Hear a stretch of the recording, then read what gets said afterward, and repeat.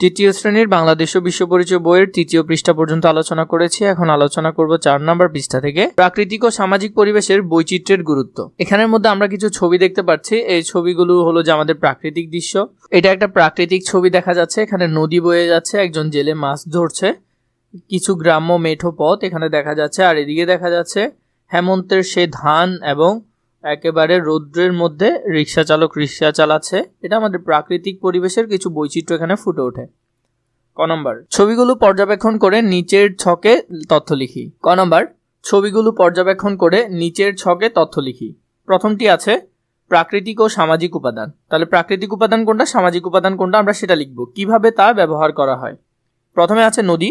নদী থেকে আমরা কি পাই? মাছ পাই, আর নদীতে নৌকা চলে। এখানে আছে প্রাকৃতিক ও সামাজিক উপাদান কিভাবে ব্যবহার করা হয়। তো নদীরটা আমরা দেখলাম, নদীরটা এখানে দেওয়া আছে সমতল ভূমি, চাষাবাদ করা হয়, ঘরবাড়ি ও রাস্তা তৈরি করা হয়।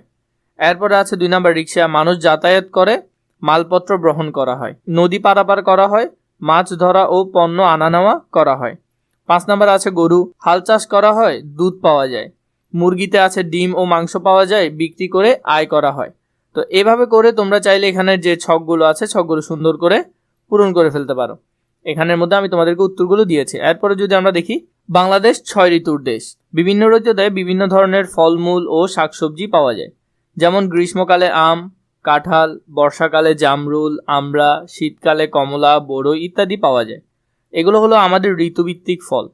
কলা ও পেঁপে সারা বছর পাওয়া যায়। এটা খুবই গুরুত্বপূর্ণ, এটা স্টার চিহ্ন দিয়ে রাখো, তোমাদের পরীক্ষা আসার সম্ভাবনা অনেক বেশি। পরিবেশের বৈচিত্র্যের কারণে বিভিন্ন অঞ্চলে বিভিন্ন ধরনের উদ্ভিদ ও প্রাণী পাওয়া যায়। পাহাড় ও বনভূমিতে থাকা গাছপালা আমাদের কাঠ ও অক্সিজেন দেয়। মূলত বনভূমি আমাদেরকে কি দেয়? মূলত পাহাড় ও বনভূমি আমাদেরকে দেয় কাঠ এবং অক্সিজেন। বিস্তীর্ণ সমতল ভূমিতে, বিস্তীর্ণ মানে অনেক, সমতল ভূমিতে আমরা নানা ফসল পাই। নদ নদী, হাওর বাওর, খাল বিল থেকে আমরা মাছ পাই। তাহলে এইসব উৎস থেকে আমরা মাছ পাই। এছাড়াও এগুলোতে যাতায়াত, মালামাল পরিবহন ও সেচ কাজে ব্যবহার করা হয়। তাহলে এই নদীগুলোকে সাধারণত অনেক কাজে ব্যবহার করা হয়। পরিবেশের এইসব বৈচিত্র্য উপাদান মিলিতভাবে পরিবেশের ভারসাম্য রক্ষা করে। বিভিন্ন এলাকায় বিভিন্ন জাতি, ধর্ম ও গোষ্ঠীর লোক মিলেমিশে বাস করে। মানে আমরা অনেক ধর্মের লোক বাস করি। এর ফলে তাদের মধ্যে সম্প্রীতি ও বন্ধুত্বর সম্পর্ক গড়ে ওঠে। প্রাকৃতিক বৈচিত্র্যের কারণে সড়ক পথ, নৌপথ, রেলপথ, বিভিন্ন ধরনের যোগাযোগ ব্যবস্থা গড়ে ওঠে। আমাদের জীবনে প্রাকৃতিক পরিবেশের ন্যায় সামাজিক পরিবেশের বৈচিত্র্য অত্যন্ত গুরুত্বপূর্ণ। কোন ঋতুতে কোন ফল পাওয়া যায় তা নিচের ছক থেকে শব্দ সাজিয়ে লিখি। তো আমরা এখানে অলরেডি 2টা ঋতু দেখেছি। আমরা এখানের মধ্যে 2-3টা ঋতু ছিল, যেমন গ্রীষ্মকালে আম কাঁঠাল হয়, বর্ষাকালে জামরুল আমড়া হয়, শীতকালে কমলা বড়ই হয়। তো এগুলো আমরা দেখেছি। এরপরে কলা এবং পেঁপে সারা বছরই পাওয়া যায়। এখানে আমাদেরকে বলেছে গ্রীষ্মকালীন এবং শীতকালীন যে ফলগুলো আছে সেগুলো এখান থেকে গোল দাগ দেওয়ার জন্য। তো এখান থেকে চাইলে অনেকগুলো গোল দাগ দেওয়া যায়। যেমন গ্রীষ্মকালের মধ্যে আমরা দিতে পারি, গ্রীষ্মকালে সাধারণত যেসব ফল পাওয়া যায়, আম, জাম, কাঁঠাল, এগুলো সবগুলো হলো গ্রীষ্মকালীন ফল। তাহলে এখানের মধ্যে যদি তোমরা করো আম কোথায় পাবে? আমটা একটু যদি আমরা এই আমটা করে দেওয়াই আছে, এখানে গোল দাগ দেওয়া আছে। এরপরে হলো কাঁঠাল, এই নিচেরটা কাঁঠাল। এরপরে আম, জামও এখান থেকে পাবে, এই তো জাম। এই যে ব্লু কালারগুলো করলাম এগুলো হলো গ্রীষ্মকালীন, এটা গ্রীষ্মকালীন, এবার আমটাও কি কালীন? গ্রীষ্মকালীন। শীতকালীন কিছু ফল দেখলে সেগুলা কি কি হবে? শীতকালীন যেমন কমলা আছে, লিচু আছে, আপেল আছে। তাহলে লিচু, কমলা, আপেল। তো লিচু আমরা দেখি, লিচু, তাহলে এখান থেকে একটা লিচু।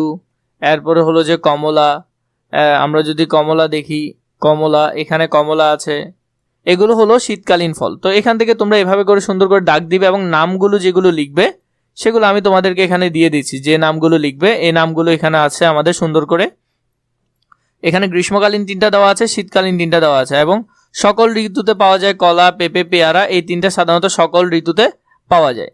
এর পরবর্তীতে ঘ নম্বরে যদি আমরা দেখি, যানবাহনের ধরন অনুযায়ী নিচের ছকে গুরুত্ব লিখি। তাহলে যানবাহন, এরপর যানবাহনের গুরুত্ব কোনটা কেমন। নৌকারটা লিখবো আমরা 2 লাইন। এরপর রিক্সা আছে, বাস আছে, ট্রাক আছে। তো এগুলো আমরা সুন্দর করে লিখবো। নদী ও খাল দিয়ে মানুষ ও মালামাল বহনের কাজে লাগে। তাহলে নৌকার কাজ হলো এটা। রিক্সা, অল্প দূরত্বে যাতায়াতের জন্য ব্যবহার করা হয় সাধারণত রিক্সা। বাস, একসঙ্গে অনেক মানুষকে দূরে নিয়ে যেতে সাহায্য করে বাস। ট্রাক। ভারী মালামাল এক জায়গা থেকে অন্য জায়গায় পরিবহন করে কে? ট্রাক। তাহলে এটার আনসারটা আমরা দেখলাম। এরপর আমাদেরকে যেটা বলেছে ঘ নাম্বারটা যদি দেখি, আমাদের পরিবেশে বিভিন্ন ধরনের প্রাণী থাকার গুরুত্ব সম্পর্কে 3টি বাক্য লিখি। কয়টি বাক্য? 3টি বাক্য। তো আমাদের সমাজে যে বিভিন্ন রকম প্রাণীগুলো আছে এগুলো আসলে গুরুত্ব কি বা ওদের কাজ কি, ওরা পৃথিবীর কি উপকার করছে সেটা। তাহলে এখান থেকে যদি দেখি, পরিবেশের ভারসাম্য রক্ষায় বিভিন্ন প্রাণীর গুরুত্ব ভূমিকা রাখে। প্রাণীরা খাদ্য শৃঙ্খল ঠিক রাখতে কি করে? সাহায্য করে। 3 নাম্বার, প্রাণী পরিবেশকে সুন্দর ও জীবন্ত করে তোলে। তাহলে এই 3টা বাক্য তোমরা সুন্দর করে তোমাদের বইয়ে লিখে ফেলবে। আমি তোমাদেরকে ছোট করে দিচ্ছি এই কারণেই যাতে তোমরা বইয়ে লিখতে পারো। পরবর্তী ভিডিওর জন্য কমেন্ট করবে, আমাদের ইউটিউব চ্যানেলটিকে সাবস্ক্রাইব করে রাখবে।